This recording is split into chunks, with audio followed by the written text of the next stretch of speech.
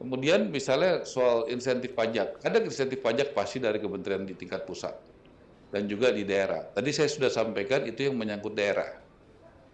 Kurang lebih 1 bulan yang lalu saya diundang bicara di rakor presiden yang buka, yang tutup Wapres, di Sentul, kemudian disampaikan di situ bagaimana pikiran-pikiran kita. Di situ ada kepala daerah, bupati, wali kota, gubernur, dan saya sudah sampaikan bahwa pikiran saya seperti ini. Kalian setuju nggak untuk memberikan gratis BPHTB, PBG dan lain sebagainya? Mereka jawab setuju. Ya, di situ baru saya ajak ngomong Mendagri dan juga PU, baru kita tanda tangan. Jadi teman-teman juga ada beberapa hal yang saya sampaikan yang misalnya mungkin udah pernah lihat dengar dari media soal efisiensi.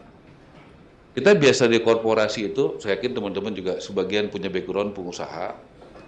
Sebagai pengusaha tentunya juga biasa melakukan produktivitas dan efisiensi. Itu hal yang pasti kita kerjakan sebagai pengusaha.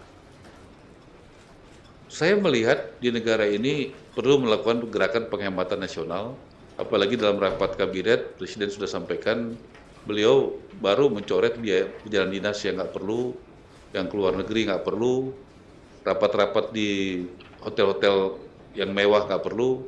Mudah-mudahan menteri-menterinya menjalankan itu, jangan hanya rapat disampaikan tapi tidak dijalankan seperti itu. Tapi kami janji di kementerian saya jalankan itu.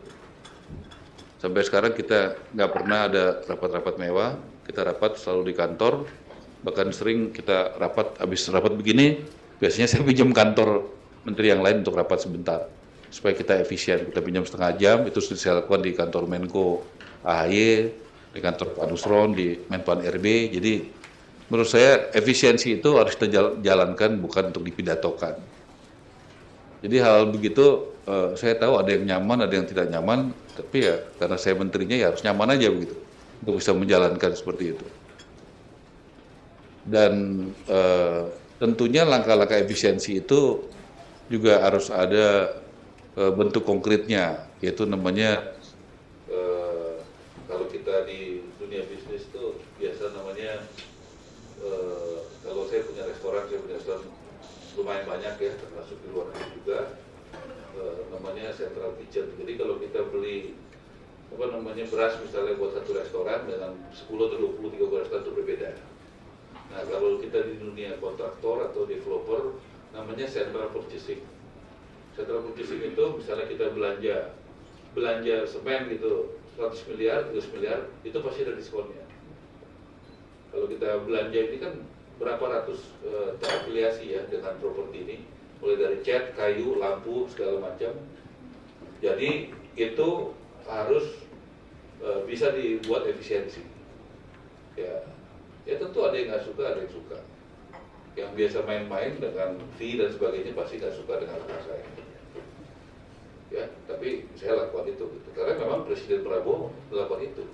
Itu saya sebagai anak buahnya harus melakukan itu. Saya akan cari ahli IT yang bisa melakukan itu. Apakah itu melanggar aturan? Saya pikir tidak ada aturan yang melanggar. Saya pikir kita sebagai pejabat pemerintah tidak hanya berpikir bagaimana mengamankan uang negara, bagaimana sesuai aturan hukum, tapi juga harus lebih efisien pada saat negara kita, menurut saya, sangat membutuhkan uang hari ini. Jadi harusnya kita berpikir bukan hanya mengamankan uang negara sesuai aturan, tapi kita harus pikir beyond bagaimana juga bisa buat efisien. Jangan kita buat perusahaan kita buat bisa lakukan itu, tapi buat negara kita malah boros-boros gitu. Saya merasa berdosa kalau kita buat perusahaan kita bisa lakukan itu. Terlalu banyak contoh negara kalah dalam dunia usaha, bagaimana Lion mengalahkan Garuda, bagaimana PT-PT kita pasti lebih tidak efisien daripada perusahaan-perusahaan sawit swasta, bagaimana perusahaan-perusahaan asuransi kita banyak dikorupsi kalah dengan asuransi swasta, bagaimana kontraktor-kontraktor kita juga kalah dengan yang swasta karena korupsi dan tidak efisien. Apa kita mau begitu? Saya tidak mau. Jadi perubahan-perubahan itu pasti kita akan lakukan dan sedang kita lakukan. Pasti tidak mudah teman-teman. Tapi saya merasakan di sini punya semangat yang sama dengan saya. Dan ini pasti akan banyak merubah apa kebiasaan yang ada selama ini. Oke, struktur SOTK. Tuh lihat, ngatur ini aja ada 5 orang di situ masih salah-salah ya. Coba yang ngatur apa antara yang kita mau baca masih ini apa namanya realita kita gitu. Saya mau 2 bulan jadi menteri masih belum bisa sama apa yang pikiran saya dan apa yang taruh sini. Ini masih di dalam ini. Dalam mau 2 bulan ini. Tapi ya begitu, kita kan nggak boleh menyerah. Mungkin ada yang pengen saya menyerah, saya nggak akan menyerah. Hadapi aja. Jadi menteri, wakil menteri, irjen saya ini dari Jaksa Agung.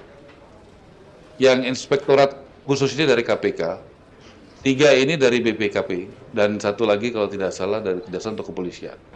Selama ini inspektorat semuanya dari dalam. Baru sekarang zaman saya menteri, nggak boleh dari dalam. Kenapa? Menurut saya nggak bisa. Kalau kita mau membangun check and balances, kita harus berani dari luar. Dan sistem nanti saya minta dari KPK, pemberantasan korupsi. Kalau ada yang takut ya nggak apa-apa, nggak usah ada di sini lagi. Ada yang nggak cocok, nggak usah jadi anak buah saya lagi, nggak apa-apa gitu. Saya berani tahu begitu karena saya tahu juga ada yang nyaman, ada yang tidak nyaman pada saat saya jadi menteri. Itu adalah pilihan-pilihan dalam kehidupan, ya nggak ada soal buat saya gitu. Lebih bagus saya bekerja dengan sedikit orang, tapi dengan yang bisa cocok dengan cara pikiran saya, daripada seakan-akan cocok. Pasti nggak nyaman, nanti sama-sama nggak nyaman. Sekjen ini dari Departemen Keuangan, ya. Kemudian Inspektorat Dirjen ini sedang saya fit and proper test, bukan akan minggu ini, ya, akan dari minggu ini. Ada beberapa yang mungkin tidak biasa seperti ini pemberantasan korupsi. Kenapa saya bikin atas bawah? Karena menurut saya korupsi itu udah masalah yang luar biasa. Saya ditanya sama Seknek, Menseknek dan Menpar RB, kenapa ada Inspektorat Jenderal di sini ada juga soal korupsi? Karena menurut saya korupsi adalah masalah yang luar biasa. Jadi harus saya kunci atas bawah. Kecuali masalah korupsi itu sudah biasa-biasa di Indonesia. Kalau begitu ya saya strukturnya juga biasa-biasa aja. Karena menurut saya itu luar biasa, ya saya tanganinya luar biasa.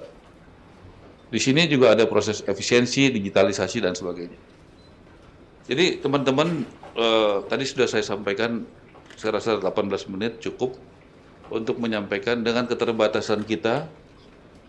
Mungkin nanti saya undang ke kantor kami adalah bekas dirjen, salah satu dirjen di PU, tapi nggak jadi masalah.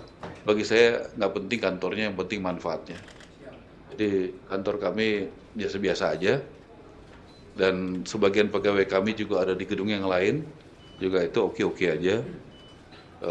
Anggaran yang ada juga belum tahu kita bisa dapat tambahan seberapa banyak, karena nggak ada kepastian juga, ya.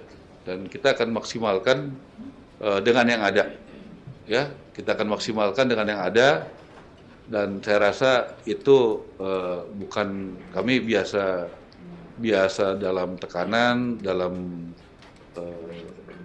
ya berbagai macam proses-proses situasi, ya pilihan kita cuma 2 aja gitu ya, frustasi menerima situasi atau kita tetap semangat dan kreatif. Ya saudara tahu dengan apa yang saya sampaikan di mana pilihan saya.